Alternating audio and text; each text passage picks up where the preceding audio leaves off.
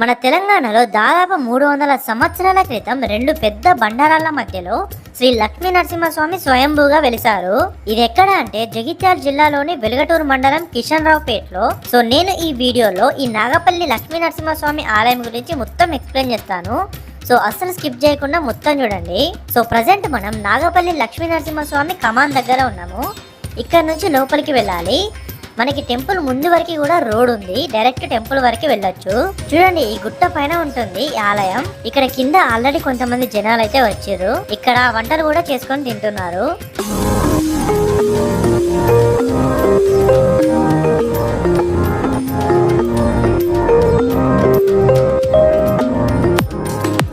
గుట్టపైకి ఎక్కాలంటే మనం చాలా స్టెప్స్ ఎక్కి వెళ్లాల్సి ఉంటది. ఇక్కడ రాసి ఉంది చూడండి, శ్రీ నాగపల్లి లక్ష్మీ నరసింహస్వామి ఆలయం అని.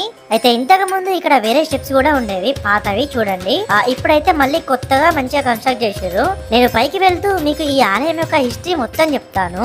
అయితే కొన్ని వందల సంవత్సరాల క్రితం ఇక్కడ నాగపల్లి అనే విలేజ్ ఉండదంట ఈ గుట్ట దగ్గర. అయితే ఒక గొల్లాయనకి ఇక్కడ స్వామివారు కలలో కనిపించి నేను ఈ గుట్ట పైన ఉన్నానని చెప్పారంట. అయితే ఆ గొల్లాయన ఇక్కడ ఊర్లో ఉన్న కొంతమంది జనాలను తీసుకొని గుట్టపైకి వెళ్ళారంట. అయితే పైకి వెళ్ళిన తర్వాత పులి సౌండ్స్ వినిపించినాయంట. అయితే గుట్ట పైన మొత్తం వెతికితే స్వయంభుగా వెలిసిన శ్రీ ఉగ్ర నరసింహస్వామి కనిపించారంట. సో అప్పటి నుంచి స్వామివారికి మొక్కుతున్నారు ఇక్కడి ప్రజలు. కానీ ఇక్కడ ఇంకొక సంఘటన కూడా జరిగింది. అదేంటంటే ఈ గుట్ట పైన అంటే వెనకాల సైడ్ ఒక కోనేరు కూడా ఉండేదంట అప్పట్లో. అందులో ఒక ఆమె బట్టలు ఉతికే సమయంలో ఒక పెద్ద బండరాయి ఆమె పై పడి చనిపోయిందంట పైనుంచి. సో అప్పటి నుంచి ఆ కోనేరు అయితే క్లోజ్ అయిపోయింది. సో దాంతో ఇక్కడ ఉండే ప్రజలకి స్వామివారు ఉగ్ర రూపంతో ఉన్నారని అర్థమైంది. సో ఇక్కడ ప్రజలందరూ కూడా ఇప్పుడున్న కిషన్ రావుపేట్ కి వెళ్ళారంట. సో అంతకుముందు ఇక్కడ నాగపల్లి అని ఉండదు కదా, సో ఇప్పుడైతే లేదు ప్రజెంట్. సో ఇక్కడ ఉండే ప్రజలు కిషన్ రావుపేట్ అనే విలేజ్ లోకి వెళ్ళారంట. కానీ అప్పటి నుంచే ఇక్కడే గుడి కట్టుకొని ఇక్కడ చుట్టుపక్కల ఉన్న ప్రజలందరూ కూడా శ్రీ లక్ష్మీ నరసింహస్వామిని పూజిస్తున్నారు. అయితే ఈ గుట్టపైకి ఎక్కిన తర్వాత మనకి పెద్ద గజస్తంభం కనిపిస్తుంది.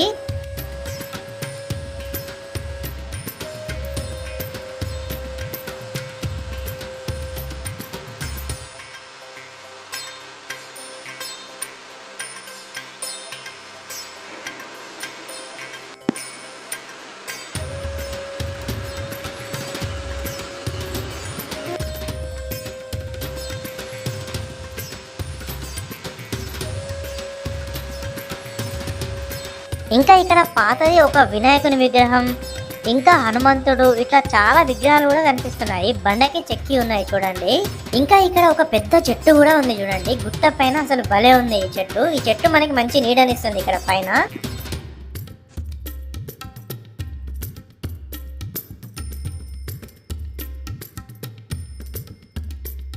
ఇక్కడ నుంచి మళ్ళీ మనం లోపలికి వెళ్ళాలి.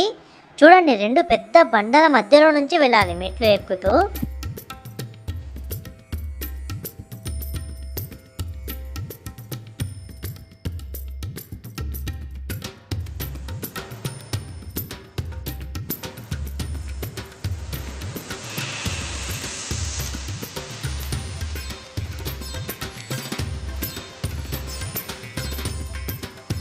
ఇక్కడ ఎంత చిన్న సందులో భలే కట్టారు టెంపుల్. లోపల మనకి రీసెంట్ గానే ప్రతిష్ఠించిన నరసింహస్వామి విగ్రహం కనిపిస్తుంది.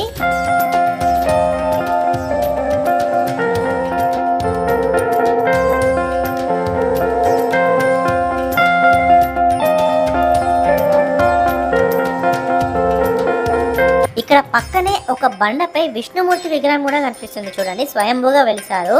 అయితే స్వయంభూగా వెలిసిన ఉగ్ర నరసింహస్వామి విగ్రహం మాత్రం లోపల ఉంటుంది. అది ఇక్కడ పూజారిని అడిగితే సూర్యకిరణాలు పడ్డప్పుడు అది కనిపిస్తుందని చెప్తున్నారు. నిజంగా ఒక అద్భుతమైన ఆలయం ఇది. ఇక్కడ పైనుంచి మంచి మంచి లొకేషన్స్ కూడా కనిపిస్తున్నాయి చూడండి, చాలా బాగా కనిపిస్తున్నాయి.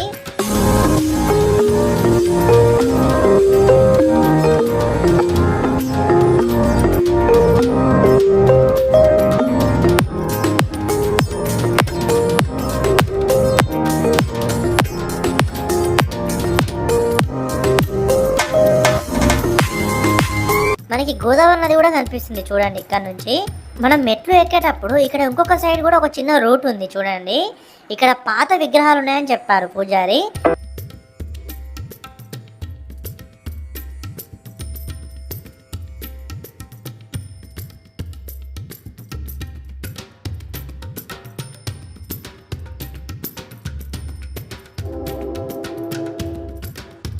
బట్ ఇక్కడికి వస్తే నాకు ఒక పాత నంది విగ్రహం అయితే కనిపించింది. దీని కార్వింగ్స్ కూడా చూడండి ఎలా ఉన్నాయో, చాలా బాగుంది ఈ విగ్రహం.